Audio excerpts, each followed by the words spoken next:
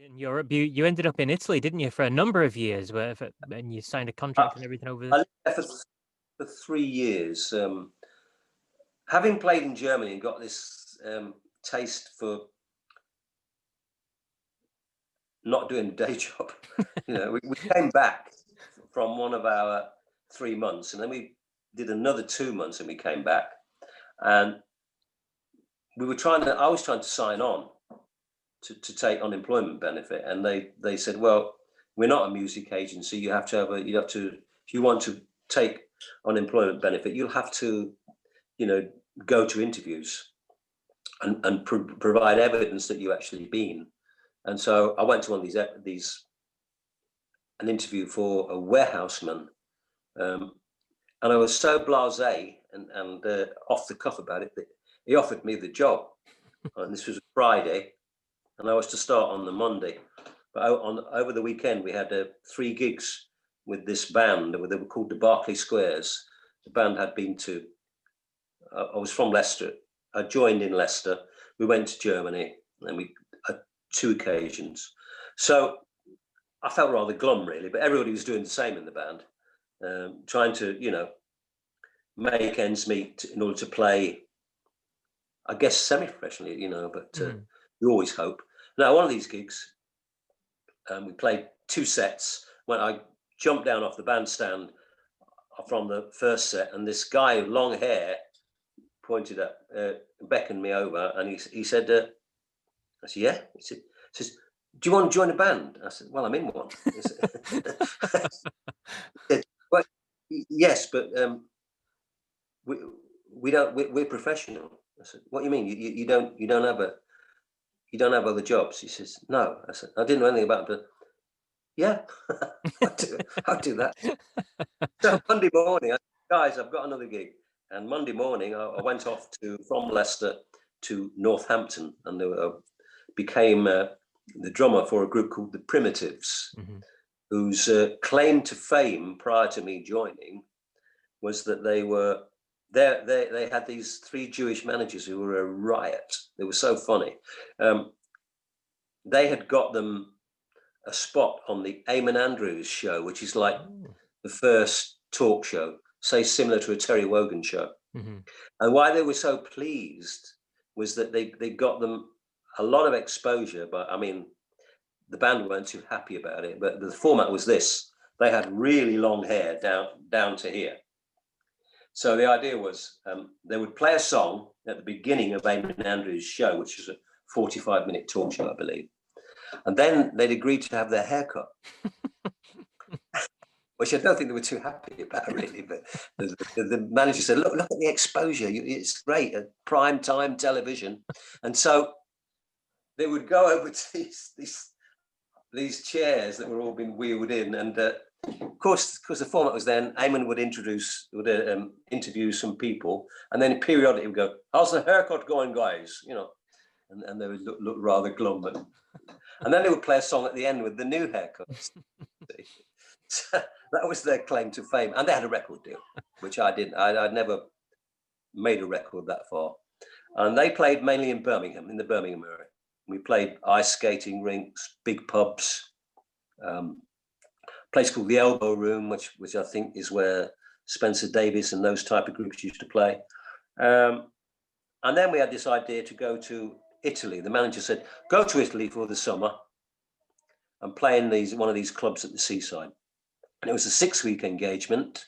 And at the end of the 6 weeks, the manager of the club said, I would like to stay and get you a recording contract in Italy. And a deal was done, and we ended up staying. And there are people still in that band now that are continue to live in Italy, but I played there for 3 years, and it was a great experience for me because my first experience of garlic, my first experience of really nice food, the language as well. I kind of embraced it wholeheartedly, and it's a very tactile culture there. Yeah. Got my first tailored shirt there, which I thought at first I was very circumspect about it. What's it? It's all a bit too fussy, this, measuring collars and stuff. But when I went to get it, it was just a revelation to have shirt that just fitted perfectly, to have the sleeves with the cufflinks just the right length, and to have there was like a tailpiece. I said, "What's this for?" And he said, "Oh, it's a tailpiece that hangs down. You tuck it underneath your crotch, and it's got a button here to stop the shirt riding up." Yeah. And they take your measurements, and you can phone in and have any material stuff. I mean, it was just I can't re-emphasize that what a sensation it was when Different ball prior from to the Leicester. Yeah. whole episode. Oh, what a taste! Yeah, oh, it's a bit too fussy for me. It was just fantastic. It really was fantastic. And then when I started to learn the language, it was very liberating. It was just a chance for me to reinvent myself, if you like. People find it very hard to kind of, I don't know, find themselves when they remain in their local environments where they grew up, because they have a little peer group, and you can't change anything because why are you wearing that? Mhm. That's not what and then that's the headline statement, but what is underneath that, and is a tacit implied thought, is that we don't wear things like that. Yeah. So what are you doing? So you have to be really quite a strong character to actually break through that. Why are you talking differently? I mean, Leicester is the East Midlands, and it can be a very very blunt accent. Where were you and who were you with? That is, where were you and who were you with? It's so I was trying to, not so much self-consciously, but I found myself breaking out of that kind of thing, and just, it's a kind of a reinvention of yourself. Really, you're still the same person, and I remember coming back unexpectedly. We got a gig on a cruise ship for only for a week, and it was around the Mediterranean. We stopped in Barcelona, Tangiers, somewhere like Nice or Saint-Tropez. I can't remember which one it was, one of those, and then London. And there was a 2 days I did concert in London, all Italian bands, mainly Italian bands, but we were English. And I decided to go up to Leicester to see my parents, totally unannounced. Knocked on the door. My father opened the door, and I tried to do the continental greeting, kiss him on both cheeks. He recoiled in horror. We don't do that here. Well, we don't do that. But no, he's gone now, bless him. But it was very funny, because I just didn't think twice about that. Look what I've learned. Hello, Dad. And he goes, oh, he just thought something had gone terribly wrong with his son. And So yeah, Italy was a great experience for me. But, and just moving on then slightly, it stays with me. if you don't mind, Pick, if we just move on slightly.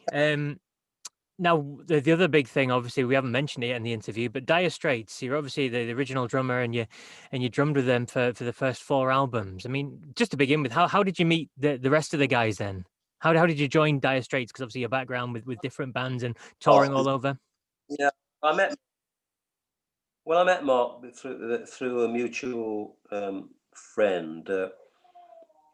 I had been working with a guy called Rab Noakes, who we mentioned prior to the interview, and he was working with a guy called Rod Clements on bass, and Rod had been in a group called Lindisfarne, Mm-hmm.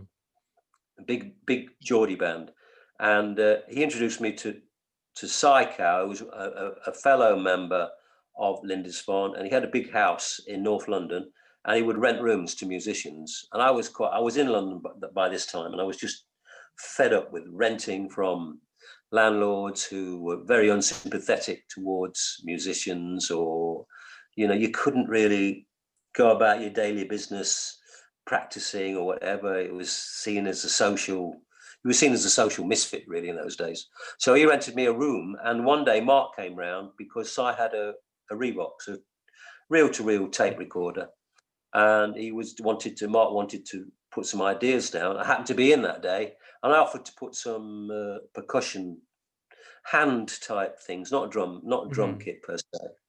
I happened to do that, and that was it, really. It was just what I would do in the normal course of events if there was anything going. And then he knocked on the door about 6 months later and said, "Oh, remember me?" And I said, "Oh, yeah, yeah, yeah." He said, "I've got a band. Will you come and play with us?" And I went down to Deptford, and there was John and Mark's brother David, and it kind of evolved out of that. Really, that's how we kind of. But I basically met Mark, and then Mark had the other two guys in place, and we started to rehearse, and that whole rehearsal kind of structure culminated in making a demo, which I suggested we go to a place called Pathway to use because it was cheap and had a good reputation. It was in Highbury in Islington, near there. And then John had access to Charlie Gillett, who's died recently. He's a disc jockey come rock and roll chronicler who's very respected in the music business.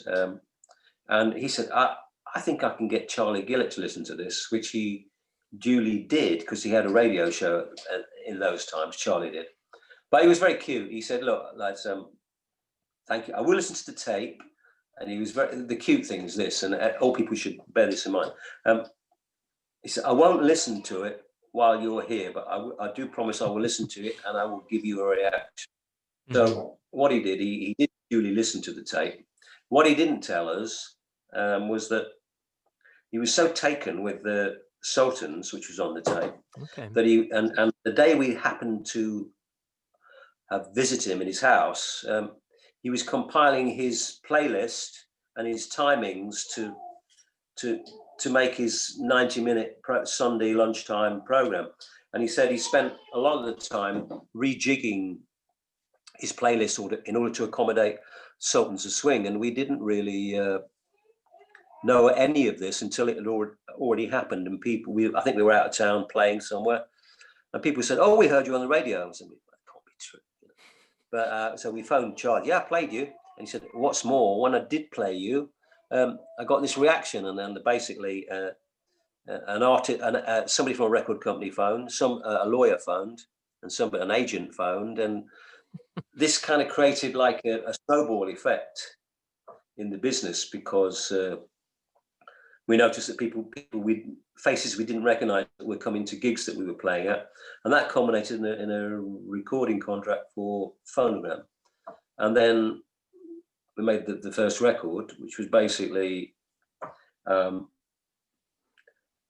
backlog of Mark's best songs so far in his life, So, and that just took off. It didn't take off immediately. In fact, in England, it was very hard to get it away, so to speak. There were all kinds of obstacles. Radio wouldn't play it, said it was too long. It was about 6 minutes 40. Other radio stations said it's too wordy, too many words. It was what was it? With days of playlists, I think. But basically, what happened was the record began to sell in America, and there was a radio show on Radio 2, or I think it was Radio 2 then, that actually played the top 20 or top 40 even in America on Sunday. Yeah. And I think it was Paul Gambaccini or something like that played it. And lo and behold, this LP we'd made, been out for ages in England, done nothing. It was in the charts in America, so they began to play it in this chart show format, and all of a sudden the whole thing was broken open, and people began to play it in England. They thought we were American. I guess that as well. But the really funny story about that is this: that down in Deptford, where we rehearsed, it was near Goldsmith College, and a lot of the students there used this area in Deptford for accommodation because it was an old tenement estate, and it was cheap accommodation, and it was close to the college. So when we'd made this tape, prior to getting it to Charlie, we played it to people to get some reaction, and partly because we were kind of quite pleased with it, I guess, really. And there was this kind of ambivalence, like, that's quite nice. Yes, yeah, I quite like that. Yeah, that's nice. Yes, just nice little murmurings, Now, picture this: the same people, they heard the same tape in a much less kind of high fidelity environment coming through a transistor radio. And then when they saw us, they went crazy. We heard you on the radio. It was fantastic. It's great. Hey, whoa, you know, all this sort of stuff. And I thought, yeah, I remember that, because it's like when you wanted them to be impressed, they weren't. Mm-hmm. And when you thought, well, why are you impressed? Because it's on this tinny little radio. It people can do some odd things, you know. Absolutely. But I always carry that with me. The kind of, it's not crazy. See, I can understand it, but it's just, I think I kind of choose to have it as a memory because it keeps you grounded. You know, you never get kind of too far away from where you're at, you know, because many times the best time in a band is when you've all got something in common. You want to make it, Mm-hmm. and there's no kind of hierarchical structure. You know, you're all in it. You know, and I'd already been in a band in Italy where we arrived in Italy as a band, and over the 3 years it was like a bass, guitar, drums, and singer format. All of a sudden we found we were called the Primitives. Then it was Mal, the singer of the Primitives. Then it was Mal and the Primitives. And all of a sudden I woke up one morning and it was Mal and his group. And we were being told when we were doing gigs, because we made records and entered the Italian pop charts. Yeah. So we toured around a lot doing one night stands. He said, "Oh, he started to travel separately." And we didn't see him, and he just said, "I'll do 3 songs before I come on," and he just give you a list. It was like clocking into work, Yeah. you know. And I was still young, and these stories were filtering through from England about this guy called Jimi Hendrix, and the Beatles had done Sergeant Pepper, and it just seemed to me that, you know, this was a kind of, although I liked Italy, and I still have tremendous affection for it. At that time, musically, it seemed like a backwater, and I was ready to go. So when it became Mal and his group, I just went to London and started that whole process. Yeah. You know. So how did you feel then with, obviously you've done a lot of touring, but you played a long time in Germany and different bands then Italy and things like that. How did you feel then personally when you're in a band like Dire Straits that have just gone big? How did that feel to you? Um,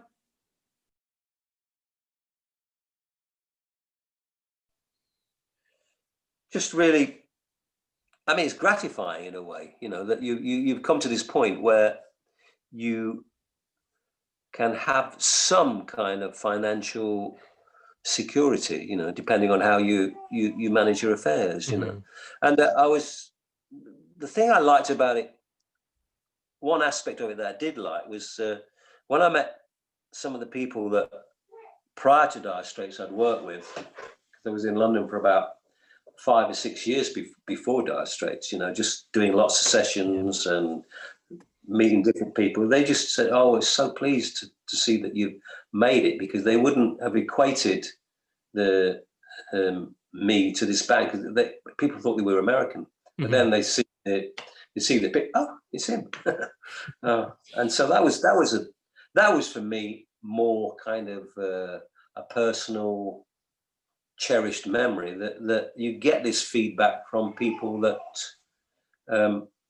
know you and are genuinely pleased for you. You know, some of the other stuff, you know, it doesn't really bother me. You know, being successful, being a pop star, being a rock star. I mean, thankfully, there wasn't too much of that from Dire Straits. We're almost faceless at first, you know. It wasn't a kind of a pop band in that sense that you know, we were pin-ups or anything. So, you know, it was good. I enjoyed the whole kind of that element of it, you know, without really spending too much time thinking about it, really. And you had a lot of success, obviously, with Dire Straits and huge albums and big tours and everything like that. And was it 4 albums you performed on? And then you decided to call it quits with the band. I mean, was that just you felt that was time for you? You'd done enough. You'd had enough of that sort of life with it all, or what was the decision behind that? No, it's just there are lots of elements that came together to make, you know, I think, oh, I just want to do something else now. You know, we started to play very loud, which I didn't really like. I was beginning to have trouble with my ears, although I didn't really realize what that was at the time. I just remember coming off stage and having trouble with my balance, for readjusting after being on stage. So that was that element. The music was going away from stuff where I felt that the drums could make a significant contribution, or certainly be part of the conversation. It was getting much more kind of, this song is black, this song is blue, and starting to do rock stadium kind of stuff where it's just doesn't translate to the way I wanted to play. And then there are sort of a whole raft of personal aspects, the dynamics between me and individuals, which I don't really want to discuss in this kind of informal, it just sounds like sour grapes or whatever it is, whatever counter. Yeah, that's understandable. Yeah, very personal element, which really I thought, I think it's time to do something else now. Lovely. And amongst those something else things, you ended up playing with Bob Dylan, didn't you, on his one of his huge albums? How did that come about? That sounds incredible. Yeah, I enjoyed that. I enjoyed that more than Dire Straits really, because it's such a good rhythm section. I played with a guy called Tim Drummond, who was just sensational bass player, but of great kind of stock. He played a white guy, Southern guy, played with James Brown. I mean, a white guy playing bass with James Brown, and of course Mr. Zimmerman himself, and Barry Beckett, who had played piano on our second album and produced it, really, Communique. And we went to Muscle Shoals, which is a kind of famous, iconic studio in the South, in Alabama, so there were all those elements, but it was also, I mean, I was a big Bob Dylan fan from Blood on the Tracks, Desire, Like a Rolling Stone, Nashville Skyline, so it was a big thing for me, and at first my initial response was I wanted to run away from it, because I was terrified that I wouldn't be able to function within that kind of environment. It's a bit like the analogy of playing for somebody like Leicester, where I grew up, and then going into the manager's office and saying, well, Real Madrid want to sign you, and we've agreed to sell you. So you think, well, yeah, that's everything I aspire to, but so all I've got to do is do what I've been doing for Leicester for Real Madrid. But it becomes a big psychological hurdle. I remember the first day in the studio, I was just with the cans on. I think there's something in my head was going, that's Bob Dylan. So it's like I was playing along to a record that had already been made. And that's not what you want to be doing. You want to be in there, making a contribution.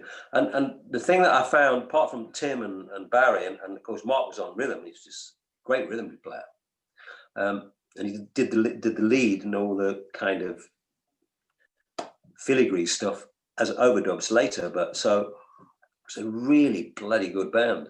And the thing with Dylan was that you basically, if you didn't have anything within the first 3 attempts to record something, he would move on. But also within that kind of superstructure, his vocal would be what would survive, what we call the master vocal. In other words, the vocal that you hear on the record or the CD. Whereas most people of that era was basically, they might sing for reference, but it wouldn't be any attempt whatsoever to give a definitive performance. They would be focusing on aspects of the backing track. The drums the way I want. Is it feeling? Is this the right tempo? And this is the first verse, same as the second verse, same as the first. Then maybe a little kind of indication of on a guitar or a piano what was going to happen. But basically, just looking at the bass, the drums, rhythm guitar, maybe a keyboard. So with Bob, at least you got that. You got a really good insight into where he wanted to be. And I just really appreciated that, and it was a was a really good, groundbreaking record for me to actually function in that kind of high octane environment. Whereas Dire Straits didn't feel like that to me, at all at any stage. Hmm. Just didn't feel. It just felt like just a bunch of lads who played a bunch of songs, and all of a sudden they started playing to more than a bunch of people. And so it was never had that real kind of significance of being something more groundbreaking, But to play with Dylan, is already a living legend. So, Absolutely. And so just to move things on to kind of now, then you've got a new band out now, haven't you? Slim Pickins. yeah, that's right. I'm trying to. I'm going to do a Zoom gig in Yes. in January. January, it's 22nd of January 2021, and it's on. You can go to Facebook and go to the official page for Pick Withers, Hmm. Yeah. and you get information there from it. But it's I'm going to call it Slim Pickins at the moment, and it's basically an attempt to rediscover all the old rhythm and blues records from the 50s and 60s, and as a starting point, because in that era, everybody on the record had to be there to record. It wasn't a situation where you could, record a guitar and then a voice, and then maybe add a guitar, and it all had to be done in one take. Yeah. And so from that era, you get a lot of kind of tracks that have a wonderful kind of feeling of, that communal thing. And there are mistakes, and goodness knows instruments drop out, but they decide that that's the best take we have. We'll use it. Yeah. And you get people like the Everly Brothers, who have just great drummers on some of their records. So that's kind of the starting point for what I want to do. It's a kind of attempt to rediscover all that kind of immediacy of good playing in a group, as opposed to what we have these days, which is more pre-recorded tapes added, playing to click tracks to keep good time. Yeah. I don't have an issue with it, but it tends to kind of make the performance the same in any situation. Yeah. And I don't want to be in that situation. I want music to be live, and it comes back to the fearless thing. Yeah. If sometimes it can go tits up. That's what you have to kind of face. But basically, most bands will play to what's called a mean average, and what you're looking for is that gig where everything clicks, and the sound, the way people are playing, the way people are feeling. You live for those kind of moments, but you have to deal with the other bits that, not only the flat, but sometimes the awful gigs. I must tell you a funny story. When I was playing with Dennis LeCorrier, he's the guy that used to sing for Doctor, wonderful singer, American guy, big in England and Australia. And we played in Birmingham in some working men's club, and it was way before the smoking ban. And it was what they call a filler gig, because he was over here with his guitar player and his girlfriend. Whether we worked or not, a hotel had to be provided for him. So this gig came in, and it was halfway on the way from London to Birmingham to Edinburgh, wherever it was, to Glasgow, wherever we played. So the guy said, "I'm going to put this gig in. It's only a small gig, so if you could, set the drums. I don't want to pay the roadies that day. That I'm going to give them a day off. I'm going to give you one roadie, and then pick if you set the drums up, be much appreciated." So that's what we did. And now, remember, I've got to take the drums down as well. So I'm playing in this club, and it's people drink in these places. So there I am on this stage, quite high up, and I can see at the corner of my eye, the place is empty, but this guy is making his way in a drunken fashion towards and his words are sort of not. He's just he's out of gear. You know, his voice is not connected to his brain or anything like that. And oh, there's no way I can get out of this. So he comes, and I'm down on the floor like this, and I'm still above him. And he says, "Hey, you used to be in Dire Straits." He said, "Yeah, Dire Straits." He said, and I said, "Yeah." And I thought, and I've already learned that this conversation, you best negotiate it, but not really give too much effort to it, because he won't remember anything about it at all. Yeah. So it's just manage it so it doesn't get out of hand. Get a nice way of getting rid of him, because I want to get the stuff out. Dire Straits, he says. That's right, yeah. He said, "You were good then." So I think, what did he just say?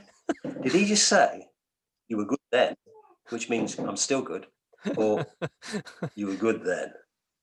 But they see me in this club, how the mighty have fallen, yeah.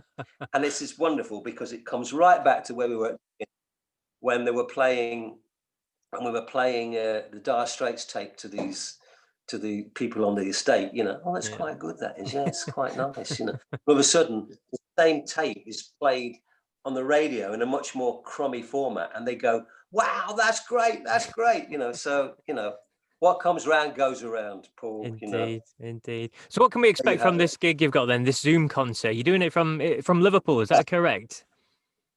That's right. It's in Liverpool, and if I need my glasses. It's Linda, come here. My trusty partner, because we'll read all this. Hello, you coming in? I can't read any of it. Oh, thanks. Here we go. The Amazing. glasses are on. So it's by a company called eventbrite.co.uk. Or you can go on Facebook and go Pick With Us, founder member of Dire Straits, and all the relevant information will come up as and when it all evolves. And the gig is Slim Pickins, and it's on Friday, the 22nd of January, 2021. It's all up now. I mean, it's all up now, apparently. I think it's on sale. So it's there to be had. We can all see it. And what are we expecting from the show then? Is it an hour long? Is it an hour and a half? Is it 7 hours? You usually 45 minutes on, 15 off? An hour. Might be 45, be an hour. It won't be longer than an hour. I don't think there's really a need to be longer than an hour, because it's a new format. I don't know how we're going to manage it. Are we going to play with an imaginary audience? Or are we going to play to the cameras?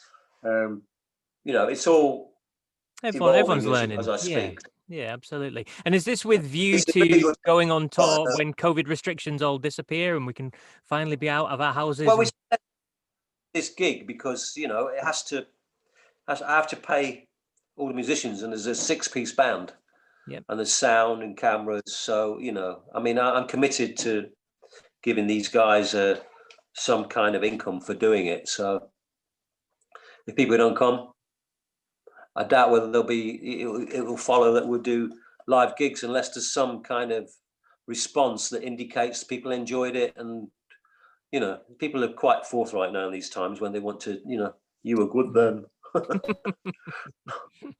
So we'll see.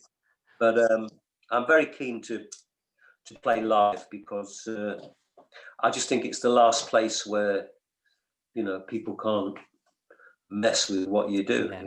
Yeah, it's the real essence of music. I mean, that's a perfect place for us to finish. Pick, it's been an absolute pleasure chatting with you. Okay, well, thanks for your time. Thanks for taking the trouble to do it, and hopefully speak to you after 2021, and you can tell me you were good then. Absolutely. See you.